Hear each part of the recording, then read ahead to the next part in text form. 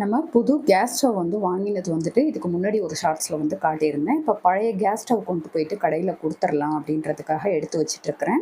இது என்ன ரேட் வந்தது என்ன அப்படின்றதெல்லாம் இனிமேட்டுக்கு பார்க்கலாம். மங்கலில் தான் வந்து நான் அந்த கேஸ் ஸ்டவ் கொடுத்துட்டு அதுக்கு பதிலாக அந்த திங்ஸ் எல்லாம் வாங்கினேன். அதாவது 2 டஸ்ட்பின், அதுக்கடுத்து வந்து ஏரியல் மேட்டிக்கில் வந்து டாப் லோடுக்கு யூஸ் பண்ணக்கூடிய லிக்யூடு வாஷிங் லிக்யூடு வந்து 3 லிட்டர் வந்து வாங்கியிருக்கேன். இதோடைய ரேட்டு இதெல்லாமே பார்க்கலாம். அதுக்கடுத்து லைன் டேட்ஸில் வந்துட்டு பசங்களுக்கு பாலில் போட்டு கொடுக்குறதுக்காக இந்த டேட்ஸ் வந்து வாங்கிட்டு வந்தேன். இதோடைய ரேட் எல்லாம் பார்த்தீங்கன்னா, அந்த லிக்யூடோடைய ரேட்டு வந்து ரூ. 499. ஆனால் வந்துட்டு ப்ரைஸ் வந்து ரூ. 429 போட்டிருக்காங்க. அதே மாதிரியே டேட்ஸோடைய விலையுமே குறைச்சி போட்டிருக்கிறாங்க.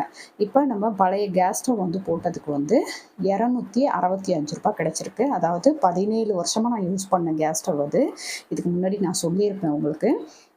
அதுக்கடுத்து டஸ்ட்பினுடைய ரேட் பார்த்தீங்கன்னா, ஒன்று ரூ. 90 அப்படின்னு சொல்லிட்டு 2 வந்து ரூ. 180 அப்படின்னு வாங்கியிருக்கேன். அதுக்கடுத்து வர்றப்போவே இந்த வேலையெல்லாம் முடிச்சுட்டு காயெல்லாம் வாங்கிட்டு வந்துட்டேன். வாரம் ஒரு டைமாவது தண்டு வந்து செய்யணும் அப்படின்னு சொல்லுவாங்க. ஏன்னா வந்துட்டு கிட்னியில் வந்து அந்த ஸ்டோன் ஃபார்ம் ஆச்சு அப்படின்னாவே ரொம்ப அதெல்லாம் வந்து எடுத்துரும் அப்படின்றதுக்காக கண்டிப்பாக வாரத்தில் ஒரு டைமாவது கொடுக்கணும். என் பசங்களுக்குமே கொடுத்து பழக்கியிருக்கேன்.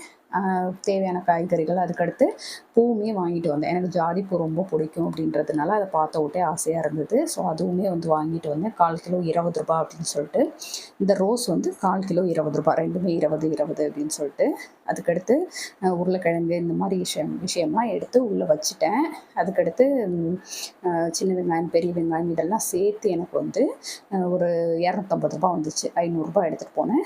இன்றைக்கி மண்டே மார்னிங் பார்த்திங்கன்னா, பால் வந்து அடுப்பில் வச்சுருக்கேன். ஆப்பம் பண்ணுறதுக்காக ஆப்பம் மாவு எடுத்து வச்சுருக்கேன். அதுக்கடுத்து தேங்காய் பால் வந்து எடுத்து வச்சுருக்கேன். சாதம் வந்து பசங்களுக்கு இன்றைக்கி லஞ்ச் வந்து சாதம் தனியாக வச்சுருக்கேன். சாம்பார் வந்து தனியாக ஊற்றி கொடுத்துருக்கேன். அதுக்கடுத்து அந்த வாழைத்தண்டு பொரியல். இன்றைக்கி உங்கள் வீட்டில் என்ன லஞ்ச் அப்படின்னு கண்டிப்பாக கமெண்ட்டில் சொல்லுங்கள்.